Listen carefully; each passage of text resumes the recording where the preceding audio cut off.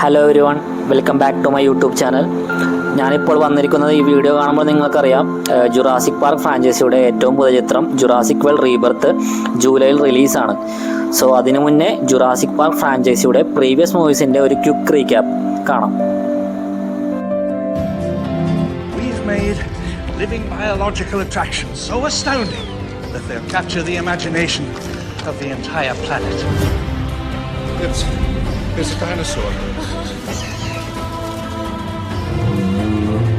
Park എന്ന മൂവിയെ പറ്റി ഞാൻ അധികം പറയണ്ടല്ലോ. നമ്മളെല്ലാവരും തന്നെ റിപ്പറ്റേറ്റീവ് ആയിട്ട് കണ്ടിട്ടുള്ള മൂവീസിൽ ഈ മൂവി എന്തായാലും ഉണ്ടാവും.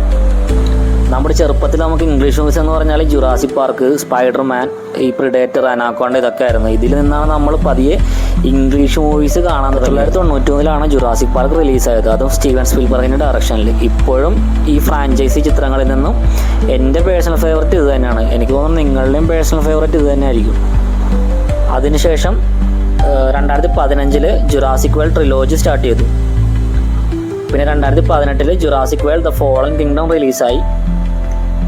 അതിനുശേഷം 2022 ജുറാസിക് വേൾഡ് ഡൊമിനിയൻ വന്നു. സോ ഇപ്പോൾ ജുറാസിക് വേൾഡ് റീബർത്ത് എന്ന പേരിൽ ഫ്രാഞ്ചൈസി പുത്തൻ ചാപ്റ്റർ തുടങ്ങിയാണ്. ഇത് ജുറാസിക് പാർക്ക് ഫ്രാഞ്ചൈസിയുടെ 7th ഇൻസ്റ്റാൾമെൻ്റ് ആണ്. This film is a soft reboot of the franchise, അതായത് കംപ്ലീറ്റ്ലി ന്യൂ കാസ്റ്റും ന്യൂ സ്റ്റോറി ലൈനുമാണ്. ജുറാസിക് വേൾഡ് ഡൊമിനിയോൻ്റെ ഒരു സ്റ്റാൻഡ് അലോൺ സീക്വലായിരിക്കും ഈ മൂവി. സോ ഈ മൂവി കണ്ടിട്ട് റിവ്യൂ പറയുന്നതായിരിക്കും. So okay, by.